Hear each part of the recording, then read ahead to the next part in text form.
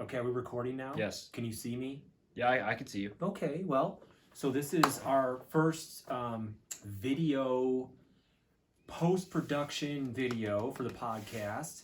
We want to use this to augment our podcast and give people some updates on what's transpired since we released the podcast, 3 weeks ago? That's right. You need to be able to put beautiful faces with the beautiful voices, right? And you can't look at this, huh? Right? I mean, I know it's a little bit of eye candy for some people because I'm my wife's trophy husband, but some people just have it all. We're joking, of course. I look like a vulture, and Ryan looks like an older version of Tom Cruise. So, How about that? Okay, cool. So what's transpired since then? I could really go for a drink. This plaque is kind of in my way. This thing here. Well, that plaque. Why? That's interesting. What plaque are Tony. you speaking of? That plaque is interesting. Why to do you me. keep referring to a plaque? Well, I don't know. Are you talking about this thing? No, you're not. You're not a plaque. You talking about this thing? That thing there in your hands. What is that? It's like prominently displayed around your neck almost. Yeah, this thing. I mean, we could use this little chain here. This is pretty amazing. We got this. So today, what is today's date? Today is October 9th. Yesterday, October 8th, was Friday. And we were very grateful that Fox News 31, the anchor, Jeremy Hubbard, stopped by. In Denver. We're in Denver right now. This is not the main recording studio. This is our mobile unit. It's our satellite studio. Our satellite studio in Denver, Colorado. They agreed to do a piece on us. They wanted to basically share with the audience. I'll let you hold this for a while. Thank you. You haven't done that yet. I have not done that. I've been bogarting it this entire time. They agreed to do a piece on us to basically share what the podcast is about with their viewing audience, which we were so grateful. Well, I mean, honestly, I thought they were just doing a story for Veterans Day. Yes, so did I. That was what we were intending this to be, was hopefully a story for Veterans Day for them. So he comes over here, gets halfway through the interview, and gives us this plaque, this Hero of the Month from Fox 31. And believe me, Ryan and I don't feel like heroes, but we are extremely grateful that Fox News 31 came over to recognize our podcast and to reward us with this. And really, this plaque is really for the veterans that we're featuring in our podcast and the ones that allowed us to interview them. It's not for us. We're just acting as a medium to share their stories. Yeah, their stories are what we're using to draw attention to the conflicts that they went through and the lessons that they actually learned. And all we're doing is adding our 2 cents and trying to put things in context. So we're ecstatic that this was a complete surprise for both of us. I think Tony squealed and peed his pants. So this is going to air not this Sunday, but the Sunday after. And if they show my embarrassing moment of getting this plaque, because it was so unexpected, and I'm an emotional guy. Look at me, I'm kind of freaky, and I freaked the shit out when I got this because I was just happy that some news guy was over here, right? Let alone Jeremy Hubbard, who has 43 Emmy Awards, has traveled all over the world, has worked on shows like Diane Sawyer. He is a badass of the First Order, and he was so gracious and kind. Great and awesome. guy. Yeah, and what was interesting to me, not being from the Denver area, getting to meet him and just to talk to him, he has been so heavily involved with so many projects like what we're doing. Yeah. Assisting veterans. This looks big and heavy. Yeah, on us for a while. My arm's getting sore. Yeah, please continue. But being involved with taking veterans back to where they fought. He's been to Saipan. He's been to Tinian. He was going to go to Iwo Jima. They're getting ready to go to Vietnam. So he's involved with the charity where they're doing that sort of thing. And what a great charity to let these guys go back to where they fought and hopefully get some resolution on any unresolved conflicts that they may have. So some other things that have happened with the podcast is you're getting something published from a newsletter, a veterans newsletter, right? Right. So Marilyn Walton is the head of the Stalag Luft 3 Association. She lives in Ohio, and she's an accomplished author. She's been involved in a number of very high-profile projects as a researcher, like on Masters of the Air, which is a Band of Brothers style miniseries that's going to be coming out, directed by Tom Hanks and Steven Spielberg. You may know those names. Yeah. But I have been in email touch with her for probably 15 years and have kind of sent some emails back and forth with respect to some of the things we've been doing. And she's agreed to put a blurb of our story in the Stalag Lift 3 newsletter. So that'll be one of the first real pieces of media that will go out to a large number of people. That mailing list that they have is in the thousands, I believe. So we're real excited about that. That should be coming out sometime in November, she says. And on top of that, my alma mater for undergrad, Grand Valley State University, unbeknownst to me when I was going there or when Ryan and I were collecting these interviews, this is an awesome pour. I'm doing this while talking, and my brain usually can't talk and do anything at the same time. So just so people know, we got kind of a hodgepodge of beers here. This is Eddie Line River Runner Pale Ale, not a sponsor. But they should be. I think they make a great sponsor. Let me taste it first. Well, we're not going to be phony. Hold on. And I'm drinking Flatiron Fog, and I've already tasted my beer. Okay. Could be a sponsor. This is a delicious beer. Any rate, Four Noses makes this. Good stuff. Grand Valley State University, my alma mater in Allendale, Michigan, is partnered with the Library of Congress to archive oral histories from a number of things, including World War II veterans. We are sharing our collection of almost 200 interviews with them. It's going to take some time to deliver these electronically along with their documents. But we're prioritizing the veterans were interviewed and sending them to Grand Valley State University. And a really nice newsletter was published on that. That's on our Facebook page as well. That's right. And so we've had a number of things. Our launch is going pretty good. Right. So we are on episode right now? I think we are on episode 8 is out. Well, sorry, episode 4 of the Harvey Hunt series is out as of this video. Four of 6? 8. Or 4 of 8? 4 of 8. Yeah. And the next episode will drop on Monday, well, just a few days from now. But so we've got a total of 4 from Alan Sr. out and 4 from Harvey Hunt that's out right now. So we've been a podcast available for consumption since September 15th, 2021. And at last check, we had a total of around 830 downloads. Yeah. Which we understand is strong for a podcast that's just starting out. So according to our consultant, that puts us in about the top 30 or 40% of new podcasts if you have that. And it's because of hopefully people watching this video and enjoying our podcast. We really want to grow this. We want to share this with as many people as possible. We're not getting paid to do this. Right. This is something we're doing out of passion.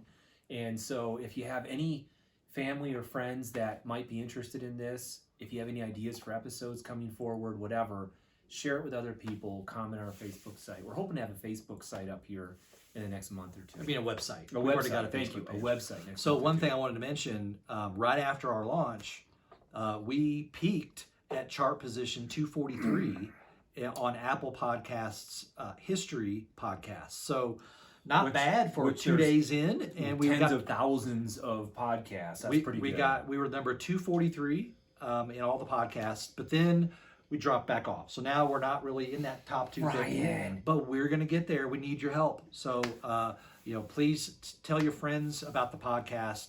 Hopefully we can grow. I would edit that out, what you just said. I'm serious. I'm just being real. Well, it's not just being, to me, if we're going to create a bandwagon, we don't need to lie.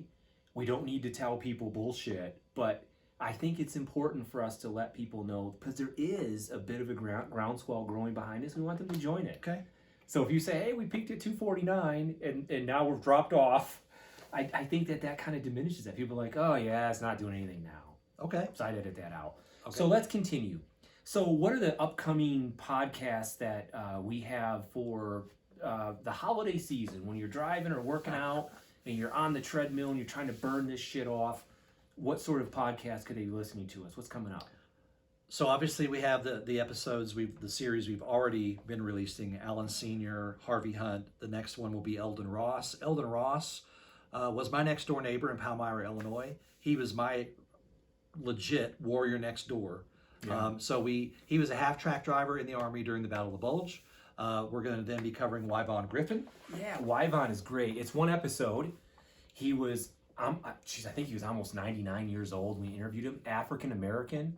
and was drafted into the war as like a 30-year-old man, which is highly, it's improbable. It's unusual is the word. That might have happened near the end of the war. Totally, but not that early in the war. Yeah, and so he has some really interesting experiences as an African American in a segregated military during World War II.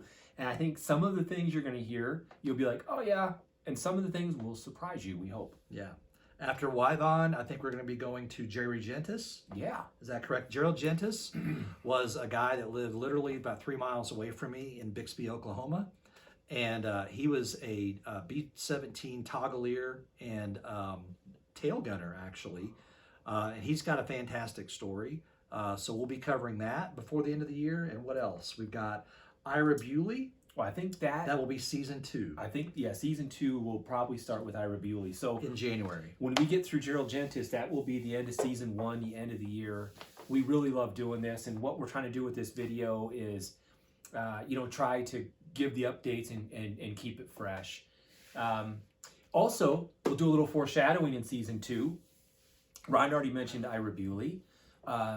But also, we just finished up production, as you can see behind us from our mobile unit, that we finished up production on some interesting veterans, including a female wave.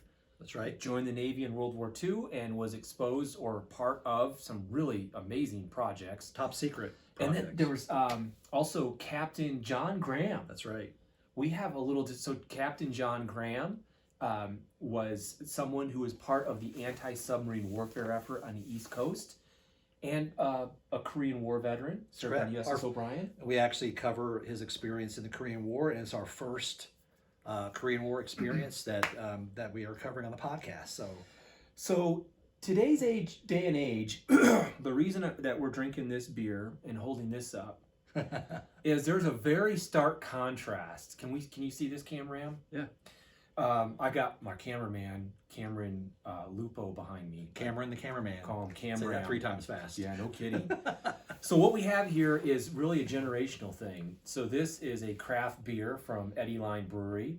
It's a River Runners Pale Ale, and you can use it to describe very piney after aroma with a dank, silky texture, right? This is where we are now. But back in the day, in the 1940s, yes, men who saved the world from the tyranny of Nazi Germany were drinking shit like this. Yeah. I'm not going to call shit like this. They were drinking things like this because we've never had this before. It was a fine elixir. It was a fine elixir. So back in those days, men were they were drinking Hams and Schlitz and Old Forester and Black Label. And in fact, Captain Graham mentioned Old Forester twice. And when in his interview, when you get a chance to watch the podcast in season 2, you'll hear that. And we thought, out of an homage to Mr. Graham, that we would try some Old Forester tonight. I think that would be a great idea. I've never had Old Forester. It's a bourbon. And why don't you go read a little bit about this? Yeah, Share with the audience what this is. The first bottled bourbon, Old Forester 1870 Kentucky Straight Bourbon Whiskey. The label says, this whiskey is distilled by us only, and we are responsible for its richness and fine quality. Its elegant flavor is solely due to original fineness developed with care. There is nothing better in the market, underlined. So we're going to see about this. So we're going to do that right now. We're going to have it neat, which just means straight. Boy, Cameron, can I get your help moving this plaque? I'm just kidding. No, it's awful heavy. It is. I don't know, man. So I'm surprised you didn't pull your forearm there, Popeye. That's why I work out over there, so I can lift up plaques like that. Okay, go. So here's glass number 1. Okay, you want 2 fingers? You pour it and I'll drink it, maybe. All right, we'll just do something like this. We'll go easy on ourselves, right? Okay, and then here's the other one. Okay.